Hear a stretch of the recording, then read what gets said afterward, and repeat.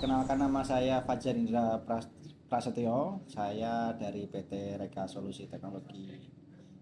Kebetulan di sini saya mendapat amanah untuk menjadi direktur operasional. Kalau PT Reka Solusi Teknologi sendiri itu inisiasinya itu sudah berdiri dari sekitar bulan September sampai Oktober 2025. Tapi untuk resminya menjadi PT itu baru di tanggal 20 Juni 2026. Sebenarnya kami ini sebuah perusahaan software house di mana kami tentunya sebagai rumah software itu memiliki banyak sekali layanan yang dibutuhkan untuk masyarakat. Jadi makanya kami mengikrarkan diri sebagai one stop solution. Di antara banyaknya layanan, salah beberapanya adalah yang pertama web programming. Kita bisa membuat layanan website untuk UMKM maupun bisnis skala besar, dan juga ada pembuatan video animasi, kemudian juga ada pembuatan aplikasi, ada layanan juga artificial intelligence atau kecerdasan buatan yang mungkin nanti dibutuhkan untuk kebutuhan bisnis karena sekarang teknologinya sudah semakin maju lagi. Kita juga punya produk namanya Bakulku atau sebuah aplikasi untuk manajemen UMKM, kasir online dan keuangan seperti itu. Dan yang terakhir juga kita ada layanan komputasi AI juga. Oke, kalau untuk teknologi sebenarnya kita menyesuaikan dari kebutuhan pelanggan ya. Ada pelanggan yang skala kecil mungkin hanya butuh menggunakan HTML native, itu juga ada. Ada juga yang ingin menggunakan dalam pembuatan websitenya diminta untuk menggunakan WordPress juga ada. Ada yang minta menggunakan bahasa PHP dengan framework Laravel juga ada. Ada juga klien-klien yang minta dengan kode Igniter juga ada. Ada yang back-end-nya pakai apa, front-end-nya pakai apa juga ada. Jadi kita menyesuaikan juga. Ada juga yang sampai yang high tech gitu menggunakan bahasa pemrograman seperti Go language, itu juga ada. Kita karena sekarang itu sudah semakin canggih ya, kita tidak terlalu naif untuk kemudian menyingkirkan AI atau tidak menggunakan AI. Kita berkolaborasi. Jadi tim developer kami harus menguasai basic dari pemrograman itu dulu.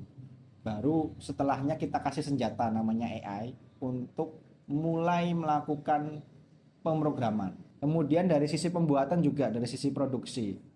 Bisa dari awal sampai akhir kita pasti sekarang sudah berkolaborasi juga dengan AI.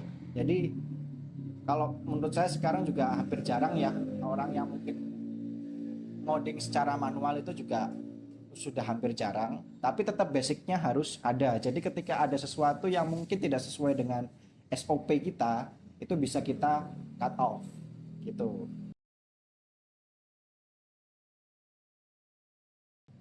Waktu itu ada klien besar di sebuah perusahaan di Jawa Timur. Iklannya juga sudah ada di mana-mana juga. Salah satu iklannya juga kami yang bikin juga. Dia itu membutuhkan, jadi dia punya data pemasaran, orang marketing, dan juga bagaimana KPI-nya dia. Nah itu, tapi hanya sekedar data mati kalau saya bilang, karena dia nggak bisa berbicara, nggak ada analisisnya. Kemudian kita membuat seperti AI agent atau istilahnya lebih tepatnya mungkin sebuah tools atau alat untuk dimana ketika ada data Excel dalam bentuk Excel tersebut, jika dimasukkan ke dalam sistem itu, maka owner itu tinggal mau tanya apa aja yang berkaitan dengan data tersebut, itu bisa dijawab oleh AI-nya. Oke, jadi secara simpel saja, Bakulku itu sebenarnya aplikasi kasir pintar.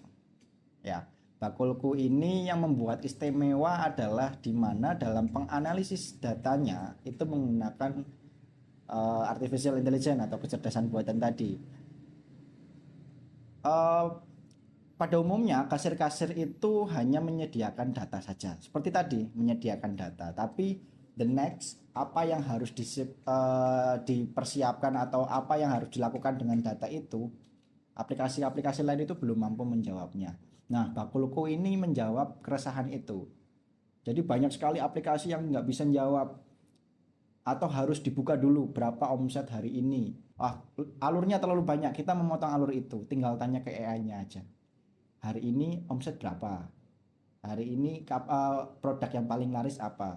Tidak hanya berhenti sampai di situ, bahkan sampai ke automatisasi laporan keuangan.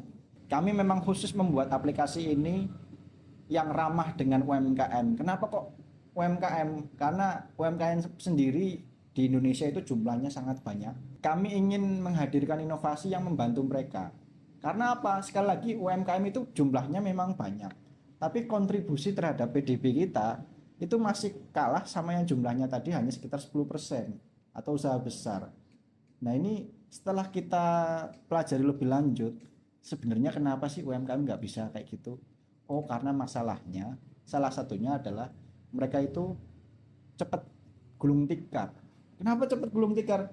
Karena ternyata keuangannya itu amburadul. Nah, makanya itu kami membuat sebuah aplikasi yang membantu mereka untuk istilahnya biar lebih rapi lagi pencatatan dari keuangannya.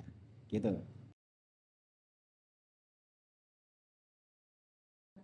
Ah, betul sekali, karena kami memahami pasar kami tidak hanya UMKM, maka dari itu sebenarnya kalau di website kami itu sudah kami tampilkan juga ada beberapa paket layanan. Harganya sudah kami sesuaikan dari harga yang paling UMKM banget sampai harga untuk korporasi. Tapi harga untuk korporasi pun itu tergolongnya sangat murah. Boleh dibilangkan ya? Contoh kalau yang untuk harga yang untuk UMKM itu, kami ada di harga 100.000 kurang 2.000. Jadi 98.000 per bulan. Kalau setahunnya cuma 1 juta. Kalau UMKM 100.000 per bulan itu masih sangat terjangkau. Kalau yang besar itu hanya 498 atau 500.000 nggak nyampe. 498 per bulan.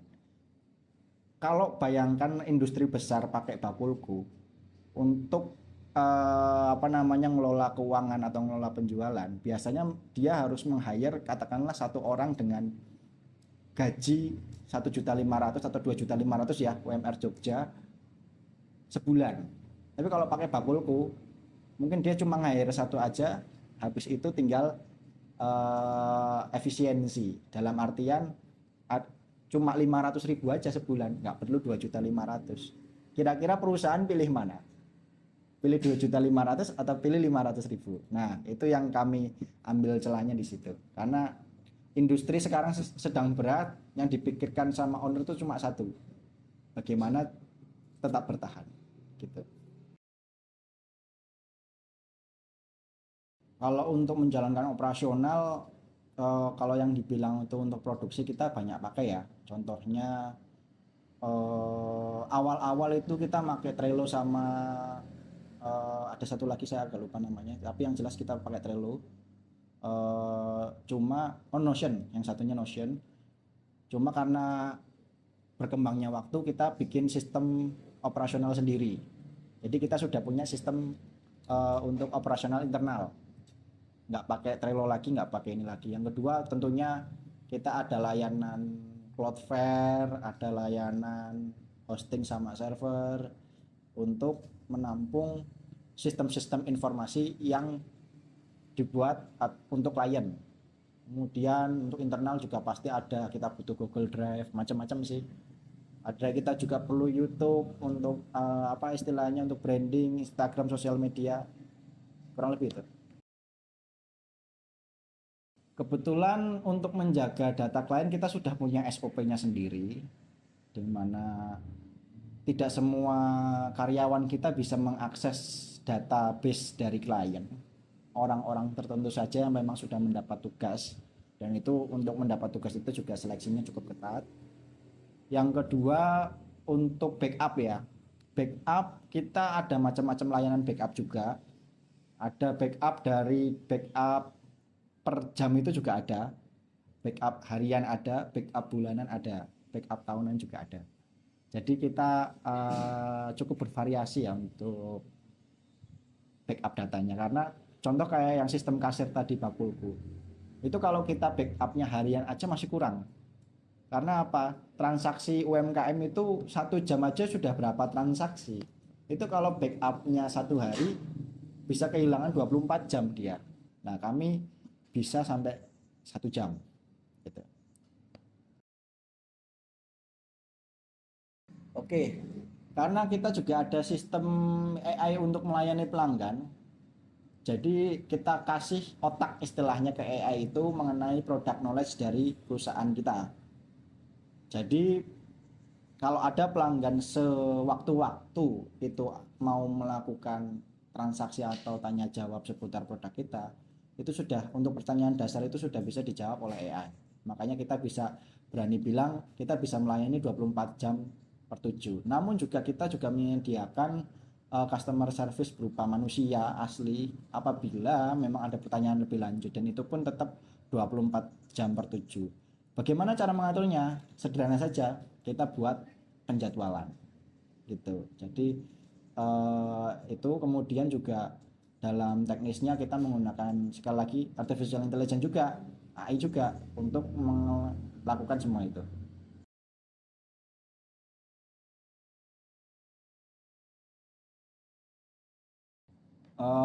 Meskipun teknologi itu berkembang dengan cepat, alhamdulillah kita selalu mengikuti ya. Kita belum pernah yang namanya tertinggal dalam hal kemajuan teknologi. Kita selalu terdepan, bahkan kalau bisa kita yang nomor satu.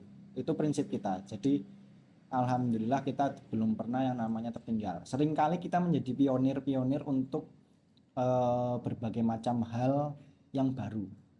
Contohnya sederhana, misalkan di sosial media sendiri kita sekarang sudah menggunakan banyak tools AI untuk mengepus viewer misalkan. Nah, itu mungkin belum banyak dilakukan oleh orang lain. Bahkan untuk berkonsultasi misalkan dalam membuat sebuah sistem, kita berkonsultasi dengan atau menggunakan teknologi. Itu sekarang kita sudah mulai mengimplementasikan itu. Jadi kalau tertinggal kita alhamdulillah sementara ini belum pernah ketinggal. Ya, ini pengembangan layanan barunya kita itu ada otomatisasi bisnis. Jadi otomatisasi bisnis itu bagaimana? Gambaran kami adalah ke depan ini kan ada berangkat dari permasalahan. UMKM sekarang kan bergantung pada sosial media, marketplace ya. Padahal marketplace sekarang biaya adminnya tinggi, belum lagi kena pajak dan lain macam sebagainya. Jadi mengurangi margin mereka. Akhirnya mereka sekarang beralih ke pembuatan website sendiri. Tapi kalau buat website sendiri kan gimana caranya mereka bisa dikenal oleh banyak orang. Nah, kita sekarang ada layanan otomatisasi bisnis di mana klien tinggal pasrahkan bisnis itu ke kami, nanti dijalankan oleh teknologi kami namanya Mimin AI Bot. Jadi nanti dia bisa melayani sendiri sampai buat invoice sendiri sampai buat pembayaran sendiri. Jadi istilahnya kayak tadi, nge-hire satu karyawan tapi bisa 24 jam per 7 gitu. Itu layanan yang kami yang baru. Selain itu juga kami ada layanan, ya ini sebenarnya bukan teknologi terbaru, sudah ada beberapa orang yang menggunakan juga, tapi kami menyediakan seperti jasa editing foto maupun editing video menggunakan artificial intelligence.